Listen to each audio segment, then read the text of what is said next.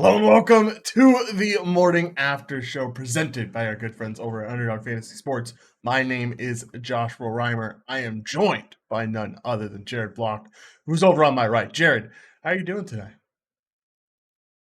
I'm doing all right, sir. My weekend was better without watching sports, to be quite honest with you. So, Yeah.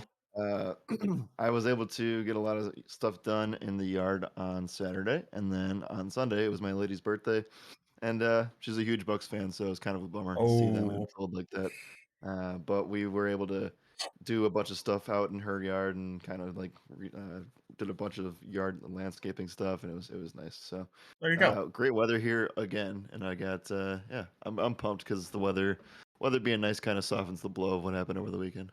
Yeah. Little Ellie saying good morning, fellas. Good morning, good sir. Bacon saying good morning and subbing at tier one. They have subbed for 20 months, Jared. 20 months. That's insane. That blows my mind a little bit.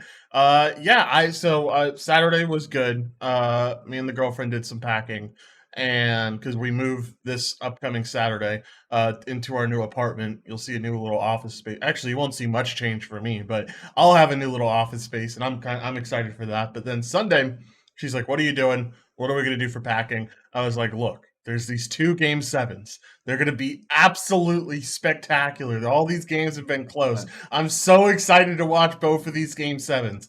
And then I just ended up packing because both of these game sevens were at least a little bit boring. I don't know. The Bucks one was a little bit more interesting, but it kind of got out of hand towards the end. But we're going to talk about all that and more. We have some NHL playoffs to cover. We have some MLB stuff to cover. Crazy day in the MLB yesterday. I know no one was paying attention to it because of basketball and because of all the game sevens going on. But that's why you listen to this show, for us to cover it for you, for us to tell you exactly what went on. But first, let's talk about the NHL playoffs. Do our little required segment here to try our best to be an NHL show. Canes win in Game 7 against the Bruins. They advance to face off against the New York Rangers next up. Lightning win their series. They keep the three-peat hopes alive for the Tampa Bay Lightning. They now have to face off against the number one seed Florida Panthers, which doesn't look too promising.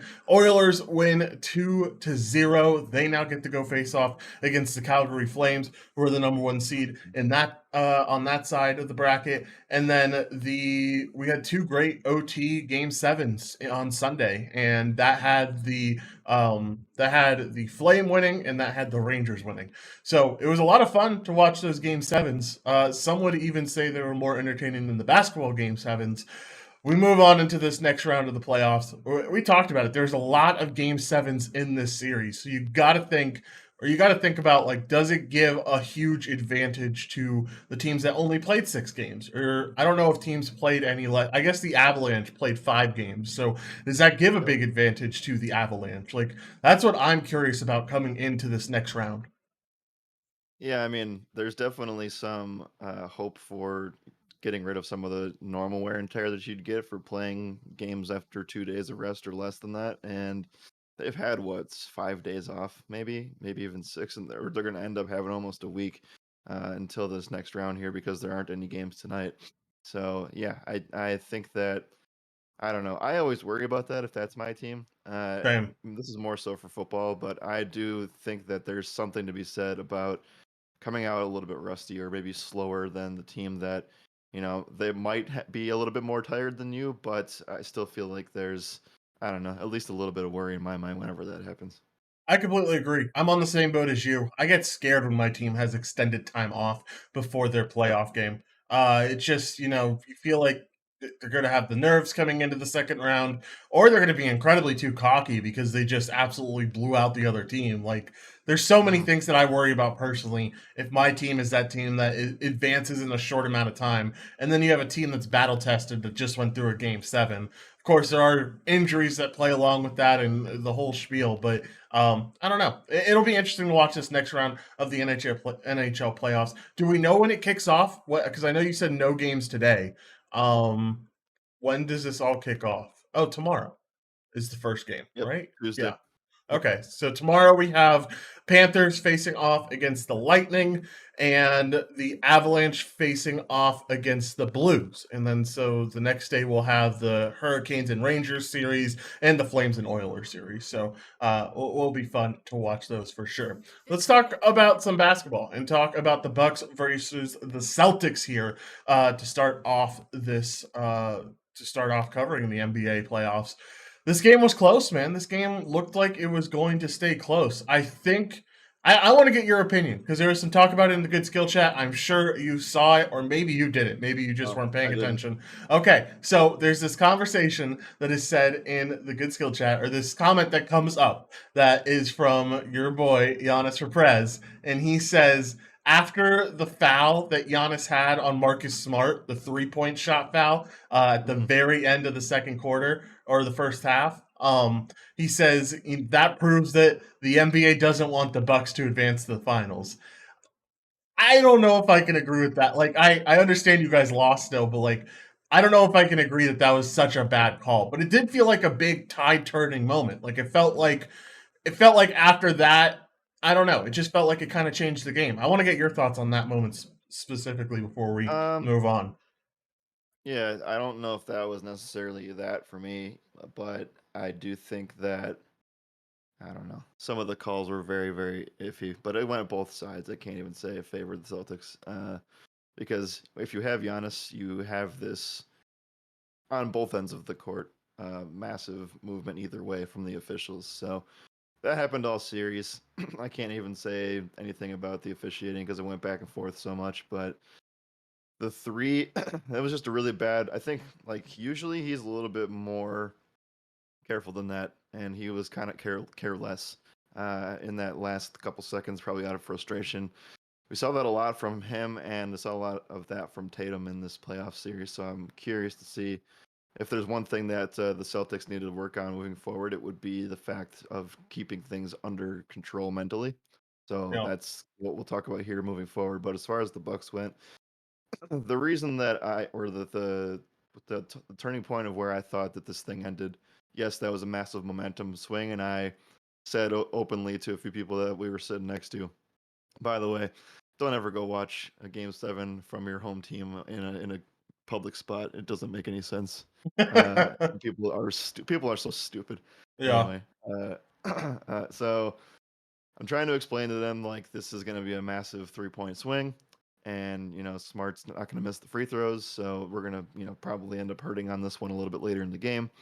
And then that just didn't happen. I thought there was a period of time where there was like maybe the first 6 minutes of the third quarter where the Bucks still could have made a push, get it within 5 points comfortably, and then you kind of battle it out the rest of the way. It was never going to be easy from that perspective. They did have a lead that they had in the first quarter, and then they just didn't show up the rest of the game. 2 quarters under 20 points, and I think that again, like I wanted to make sure I got this clear because if there's anybody, if you listen to any analyst on any network over the next 4 months talking about how the Bucks need to like run or need to like implode things and move on from certain players and things like that, they don't know what's going on. And I think that the reason the Bucks lost the series, Middleton not making threes. That's yeah, it. And their yeah, defense of live and die by the three went the exact opposite way that it was supposed to go. And this happens. Like we've talked about it for the last 2 years. That's why we target 3-point shooters against the Bucks all the time. yeah. They Celtics made a ton of threes, the Bucks didn't, and that's what the end of the series was.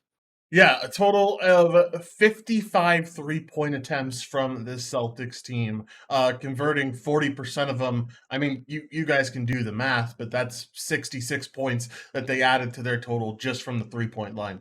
Yep. That's an insane. They made like almost double, triple the amount of points from the 3-point line than they did make just from the field, including free throws and stuff. Like it's insane to think about how much damage they did. And like you said, it's truly a live or die by the three type of defense. Grant Williams doesn't come out here and shoot 7 for 18 from 3-point range, and it's a Yeah, different ball game. Like the tide doesn't absolutely. turn, and it's a completely different ball game in that third quarter. But that's what happens when you run by that type of defense. So it is what it is, in my opinion. What did you think about the Grant Williams game? I understand that a lot of people are, it was a very good performance from him. I know, like, technically he's tied with Curry and Marcus Morris for hitting the most threes in a game 7. But let's remember, the guy went 7 for 18. Like, it's not like he put on a show with his shooting performance. That's like 30% from the field or something. Like, that's not great or anything. Yeah, it's like 30, like high 30s. So it's Yeah, like right around league average, to be quite yeah, honest. exactly. So, yeah, I mean, the biggest story of the game is, Boston goes 22 for 55, Bucks go 4 for 33, and that's Yeah. today's NBA game. Like, I'm not, I'm actually not upset. Like, yes, it's frustrating to see them go down in that fashion. Obviously, we'd want to win the game 7 kind of thing, but the Bucks, they, like I said, they lost Middleton, and you go even farther back, and the Bucks purposely tanked the last game of the regular season so that they could not get Brooklyn, and they ended up getting in a spot where, if they did not tank that game, the Boston Celtics would have been in Pfizer Forum for that game, for the game 7. So a bunch of just stuff that didn't go our way this year, and that's why I was explaining to a couple of my buddies who were upset, and like, we don't really have a reason to be upset outside of our guys just not coming to play at the end of the day. And I think that, like, that's just another reason to be excited about winning a championship last year, because so many things have to go right for you. Yeah, they truly do. 3 games where the Bucks did not score over 100 points. All three of those games end up being losses. Drew Holiday said it, and I'll say it here. Definitely could have used Middleton for this series. I feel like, at the end of the day, you can't really be that upset, like you said, as a Bucks fan, because with Middleton, this is a whole different series. This probably doesn't happen. The Bucks probably win this one in 7, most likely, maybe even 6. But I don't know. Should be interesting. I think that, with the Celtics moving on, they get to face off against Miami Heat team that is far less battle proven compared to the Celtics team, in my opinion. I know Celtics are favorites coming into this one. Think like -175 for the series. What are your thoughts on Wow, that for the Celtics? that seems pretty heavy, but I'm seeing it here too. So that seems like a lot. Not gonna lie. Miami's gonna have home field. Yeah, I get it. Like, Boston's defense is spectacular, but Miami has been the team that has, people have slept on all season. So it kind of does feel like a Phoenix Suns type of year for the Miami Heat, or the good Phoenix Suns one. Yeah, the good Phoenix Suns. I don't know, man. I think at this point in the playoffs, the Celtics have faced off against the tougher opponents and still have won. And They I have. I, I don't Yep. know. It's going to be a really good series. I say Celtics in 6 right now, though. I think that this Yep. Heat team has a lot, but I feel like the Celtics team currently has more. Yep. There's a lot of people that have said this, and I think I agree with them that it's very similar to Brooklyn and Milwaukee from last year. I want to get your thoughts on that, which, well, after my point here, but I do think that whoever won that series from the Bucks and Celtics goes on to win the title, and I have a feeling that there's definitely room for the Celtics to do so with the defense that they're playing right now. Uh, which series was better? And chat, you can feel free to chime in. Celtics Celtics Bucks, or Bucks Nets from last year? Oh, I think I take Bucks Nets from last year, but this one was really, I mean, this one was really good. I just felt like I said, it would have been a lot better with Middleton. And I feel like, not Sure. having Middleton on that Bucks side kind of not diminishes the series necessarily. It doesn't diminish the wins that the Celtics had, but it's a complete, like I said, completely different series if you have Middleton in these games compared to not having him in these games. Um Yeah. Life of Goosey says Celtics Bucks. Yeah, I mean, I can understand either side of the argument. Where do you side with? Uh, I side with Nets Bucks because I felt like first of all, I thought the Nets were much better last year than they were this year. Yeah. And I also think that, I don't know, I there were some blowouts in this series as well as that one last season. But the Bucks going up against the Nets, which I think the overall sentiment of what the Nets were last year, they were the destined title team. and then to beat them, and then you go on and you face we faced the Atlanta Hawks in the next round, and it was kind of like we felt like we already won the title at that point. So, and there was obviously two more series to go, but as a Bucks fan, we were never able to get over the hump ever. And then last year was that first time that we were able to do so, and I felt like that Nets series was it. So again, I can't be too upset here because we're down a guy and we didn't do the thing that our team does, which is big threes. So, No. I mean, you got the guys like Grayson Allen, Pat Connaughton, Bobby Portis. They all really didn't show up yesterday. So Yep. it's kind of what happens when you live and die by your own philosophy. Yep, for sure. All right, let's talk about the other Game 7 that went on in the NBA yesterday. If this Suns team has something to be upset about because a win from the Yep. Mavericks, 123-90. The last two games of this series, Jared, the Suns were outscored 136 to 176. Yeah, 130 or 236 to 176 in Game 6 and Game 7. Absolutely just non-performance by the Suns. Just decided not to show up in this game. You could tell from Yeah. game one, or you could tell from the first quarter on. Luka looked phenomenal. He looked spectacular. He had like 8 rebounds in the first quarter, which blew my mind, like absolutely insane. But he Mhm. was hitting everything, and then Dinwiddie came in and looked like a stud. Shame on us for saying anything about this guy in the earlier games because he Yep. propelled this team to a win. And Mavericks end up clearing up the Suns really easily in Game 7. There's a lot of things that I feel like this is the more interesting of the two games because, like we said, the Bucks had a reason to lose. I don't feel like this Suns team necessarily had a reason to lose this badly at the end of the day. Almost everyone's healthy. It really comes down to like what is going on with Chris Paul? Like, is he too tired? Was he injured? Is this he said he's not retiring, but like I have a lot of problems with this team now. What the hell do the Suns do after this loss? I I don't really like this one. Made me feel a lot more better, a lot better about the Bucks, man. Yeah, I bet. Like I bet. a lot better. The team that had the best record in the league regular season, they were destined.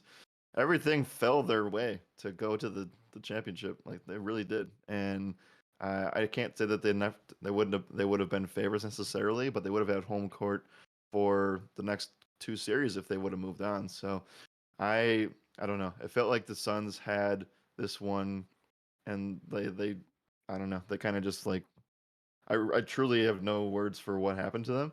I'm just happy that it did. So I don't know. I think that like look at the plus minus numbers for the starters, man. Like I this know. is one of the best defensive groups in the entire league, and I'm confused why Ayton didn't play more minutes, which is I know something we'll talk about here soon. Jay Crowder didn't show up. Bridges didn't get enough offensively from him, and he was a minus 40 of one of the best defensive players in the league. And then you have your two stars.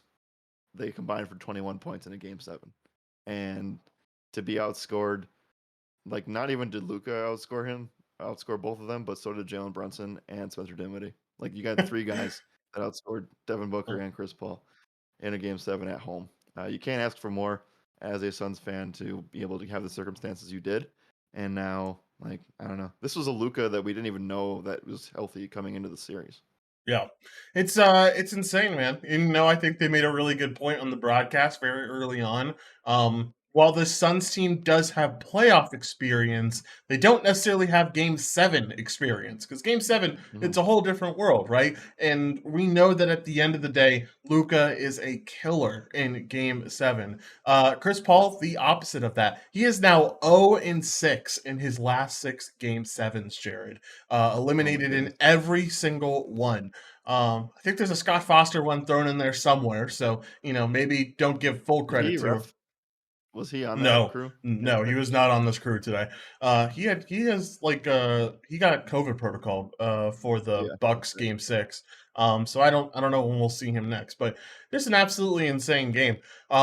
There's some things in the chat saying that Chris Paul might have had a hamstring injury. then you don't play as much time on the floor. If you have a hamstring injury, like you give it up to Payne or you give it up to someone else. Obviously Chris Paul playing at this level was not better than him just sitting at the end of the day. Um, a lot of question marks. I think one of the biggest question marks is what the hell is going to happen with DeAndre Ayton because he only played 17 minutes in this game, and when Monty Williams was asked in the presser why he only played 17 minutes, he said it's internal. And so DeAndre Ayton now has a qualifying offer from the Suns team. Yep. Teams are still willing to, or teams are still allowed to give him a contract, and then the Suns have the opportunity to match that contract depending on what it is. So it definitely feels like DeAndre Ayton could be somewhere else in the offseason. Yeah, that's sad too because he was a monster in the series before this, and I also think that I don't know, man. Like, how many more versions of this Suns run back can they do? Because I think that there was probably a 2-year window. Maybe you can call it 3 years, and maybe that's next year. I don't know what that looks like for them though, because I don't know. Chris Paul's only gonna get older, and he's had two of the best seasons of his career in the last Yeah. couple. So I don't know how all that looks. Aiton, I just feel like, I mean, I don't really. I mean, they looked good, so I don't know if this point necessarily is agreeable or not. But it does feel like they were trying so hard to get back to the finals that they just kind of lost sight of things too early. Yeah, no, I can definitely agree with that. I can get behind that take for sure. Very interesting. A last thing I want to touch on, give credit to this Mavs team. They absolutely performed when no one else expected them to. Suns were Hmm. 6.5 point favorites here. Every win so far had been by the home team, and the Mavericks still came in and showed up and did what they were supposed to do. Specifically, Luca, who looked phenomenal from minute one to every minute that he was in the game. 35 points, 10 rebounds, 4 assists, and 2 steals in this one, plus 37 in the plus minus. Is Luca the best player left in the playoffs right now? Yes. Yeah, Yeah. I agree. I don't think it's necessarily. I don't really think it's even a question, Yeah. honestly. Like, people might say stuff. People could say, I can't go Jimmy, and I don't think Jason Tatum's made the jump yet. Maybe we'll get proven wrong in the next series. But Luka's showing up, and I think that gives them a chance. I'm not going to say that they win, but I do think that the Mavs get at least two, maybe three. I'm glad Keith's back there commenting on the Yeah, he Luca agrees with best me. play. Yeah, I can tell. I can tell with that conviction. All right, let's move on from the NBA playoffs. We've talked about it plenty. Just want to preview odds for the next series and the outright odds to win the championship before we do end up moving on. Like I said, Celtics are the favorites in this Miami Heat series. They are minus 170 favorites facing off against the Heat. That game is going to start pretty soon. But for the Warriors and Mavericks, Warriors minus 220 in this series. And then overall for the championship, Warriors are currently the favorites, plus 130. Then you have the Celtics at plus 185, Heat at plus 475, and Mavericks at plus 575. Any betting opportunities here that you see? I don't really see anything in my eyes. I think you're not getting a lot of value with Warriors at plus 130, to be honest with you. No, I don't even like the Warriors to win the title, to be honest. Really? I Okay. I don't think that they should be clearing away the favorites. Uh, but I guess they're not clearing away, but it's still. I still think that you can take a long shot on. I would feel more comfortable taking a long shot on Dallas than anything else because I do think Dallas can hang with anybody in the East. Yeah. Uh, if you have the best player left in the playoffs, you can take a spot at plus 575. Yep, for sure. First game of this series starts tomorrow. We have the Boston Celtics facing off against Miami Heat. Heat are 2 point favorites. Then on Wednesday, we have the Warriors and Mavericks. Warriors at home for that game. Warriors 5 point favorites in that one. So going to be another good series. Another good round of games, and then we get the finals after however many games this lasts. So it's a good time to be an NBA fan right now. All right, let's move on from the NBA, talk about the MLB a little bit, and talk about the crazy weekend that pursued. Saturday wasn't that crazy. Felt like Saturday was kind of a normal MLB game. Yesterday was crazy though. Yesterday was an insane collection of games. I don't know if you saw. I'm sure you did the Pirates and Bucks thing. Pirates and or not Pirates and Bucks. Pirates and Reds. Uh, Reds end up throwing a no-no with Hunter Green at the helm of that no-no, pitching very dominantly throughout this game. And Yep. somehow the Pirates still come out on top. Pirates win 1-0 in this one. Green is the one who allowed that earned run to come in.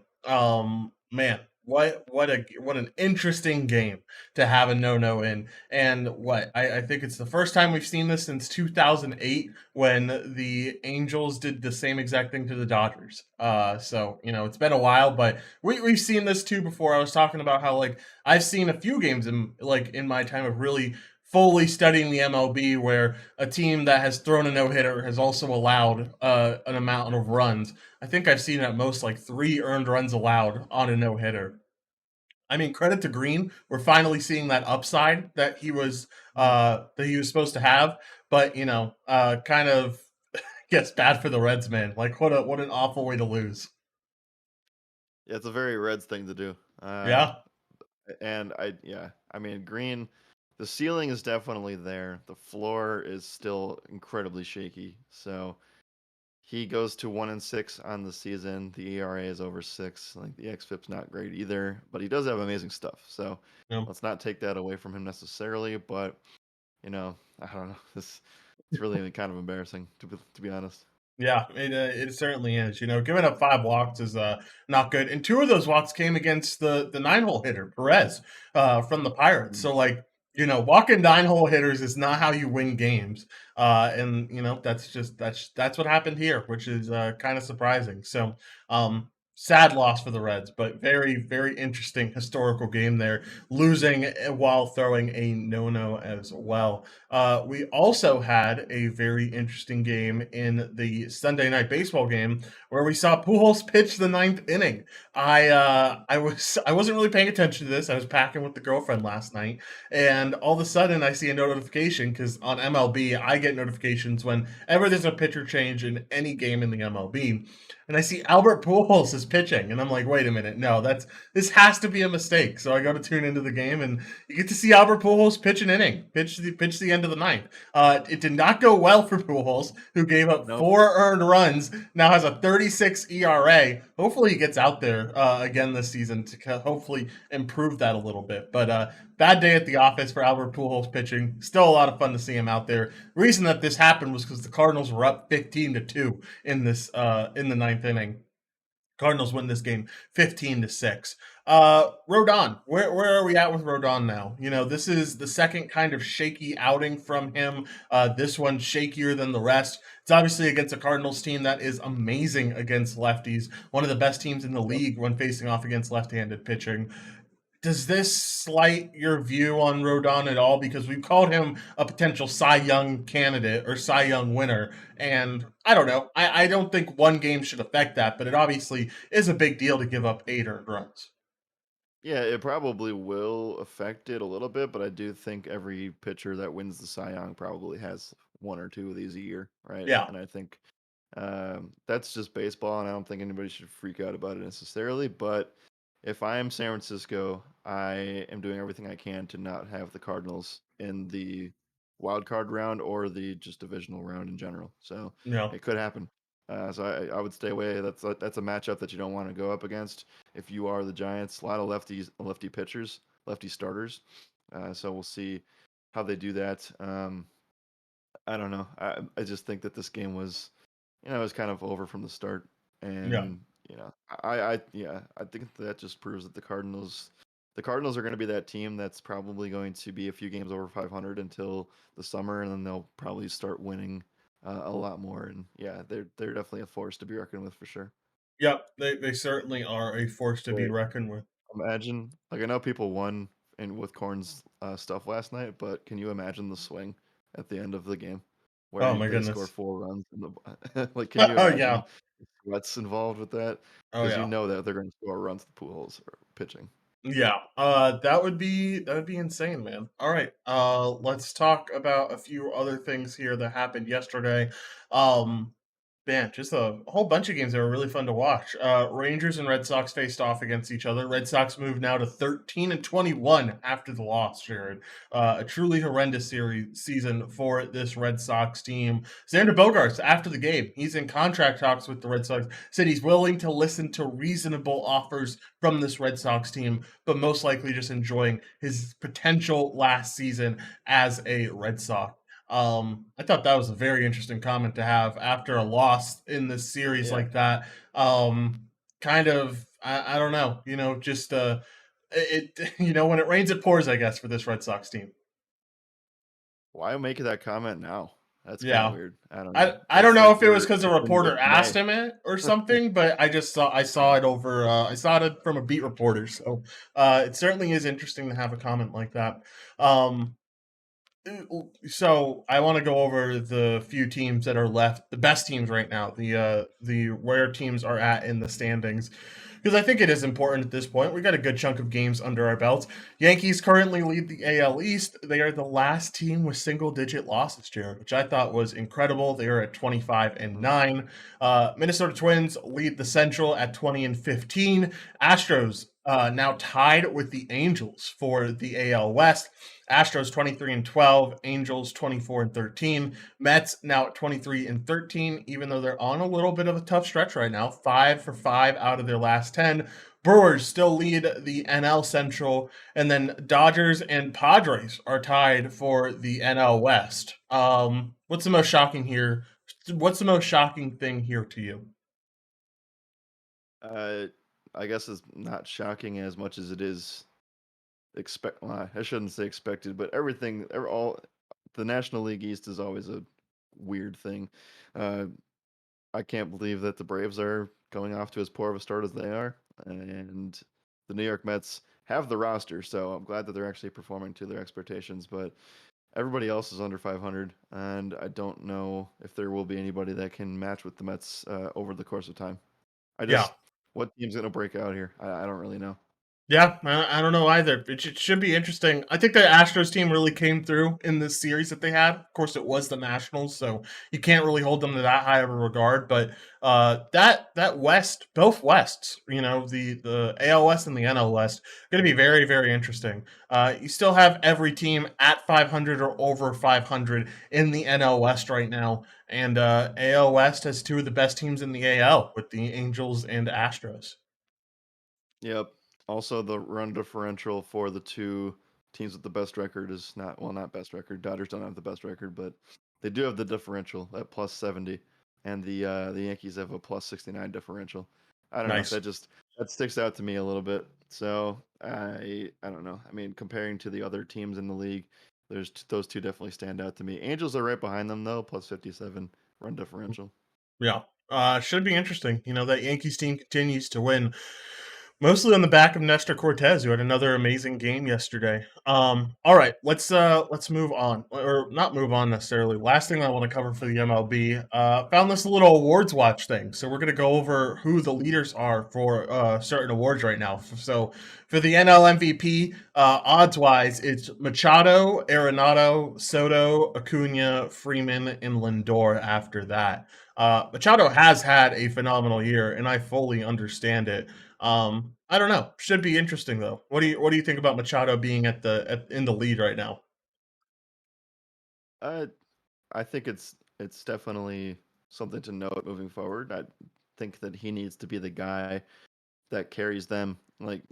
When's like Tatis had another setback, right? So he won't be around for a little bit still.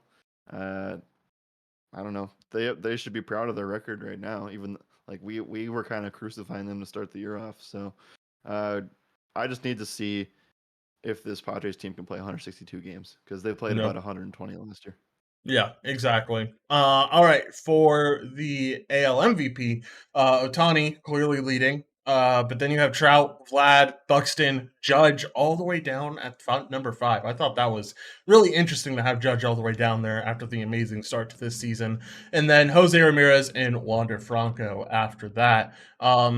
Otani still deserved to be up here. Like I know he's doing good, but like I don't know. If we just take the fact that he's a pitcher and hitter, he's going to win MVP every year for the rest of his life, Yeah. unless he gets injured. I So, agree with you, and I think that people kind of have to start looking at it like who brings the most value to their team. And yeah, he definitely is at the top of that. But then how many times can you win? Like, how hard it is to win back to back MVPs. It's been done recently by both Aaron Rodgers and by Nikola Jokic. And I just think that, this could be a thing too. It's early, so he's going to have the lead for a while and be the favorite. Um, but I wouldn't be shocked if they gave it to Trout either.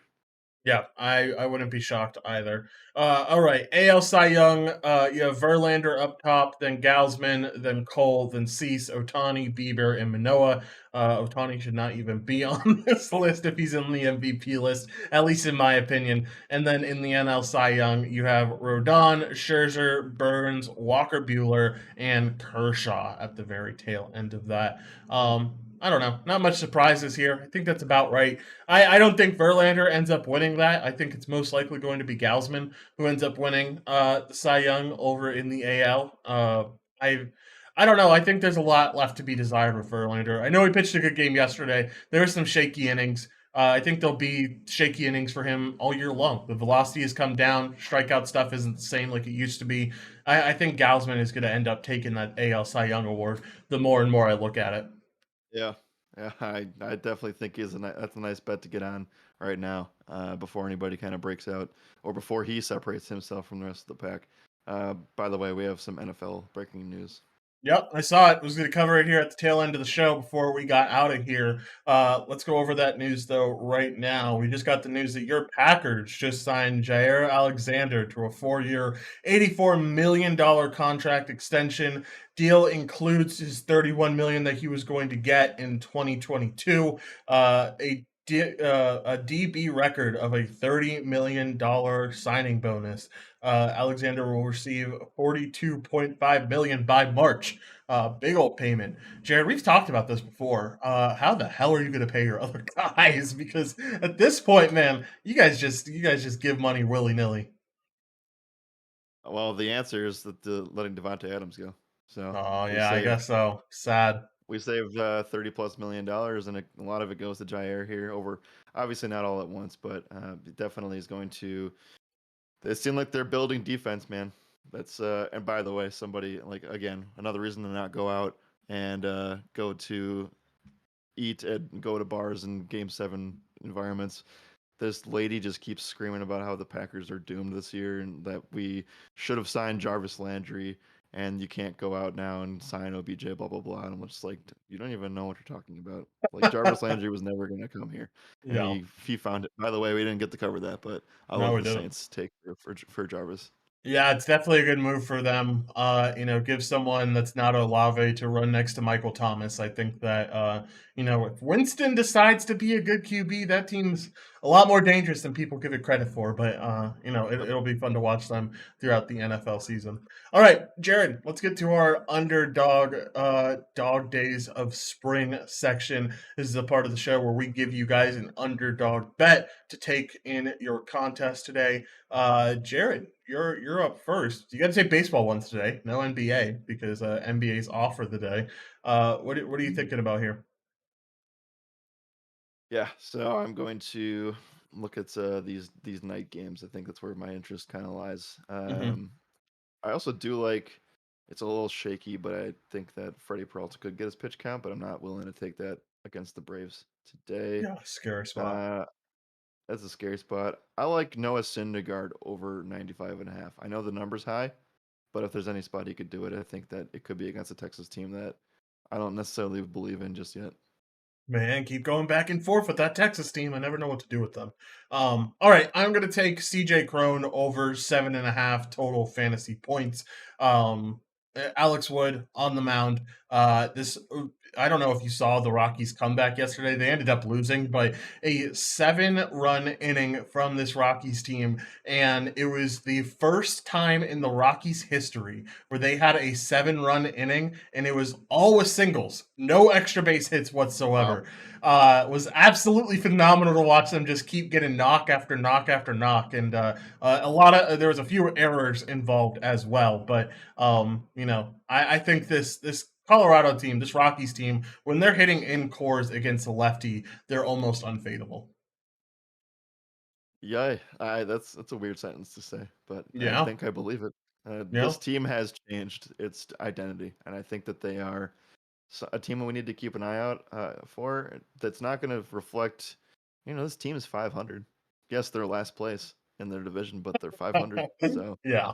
I don't know. I mean, any of these teams can Arizona is kind of weird, but any of these teams can flip back and forth, and this division's only 4 games within each other. So if the Giants or if the Rockies take 2 from the Giants, they're looking at like the same record after the series is over. Yep, exactly. Should be a lot of fun to watch. I'm excited for that game. Excited to see what this Rockies team can do. All right, Jared, let's get out of here. Any final thoughts? Excited to get back into swinging things with MLB. I know Josh provided bonus content to everybody, and he smashed yesterday. Yes, I didn't sir. even. So another thing that I was excited about was that you got Colton Wong at or you got most of the Brewers at like less than 10% on both Yeah. sites, Me and which your was Brewers are crazy. friends today. Yeah. We're not usually friends, but we're friends today. That's for sure. Got the ceiling game out of Colton Wong, and yeah, it was a good weekend for everybody. And now we get to start some more winning today. Yes, sir. Get some more winning today. A big Monday slate. We usually don't see them, but 11 games on the docket for MLB. Will be plenty to cover once we get to our member only podcast. So we will see you all there. As always, my name is Joshua Reimer. Good morning and good skill.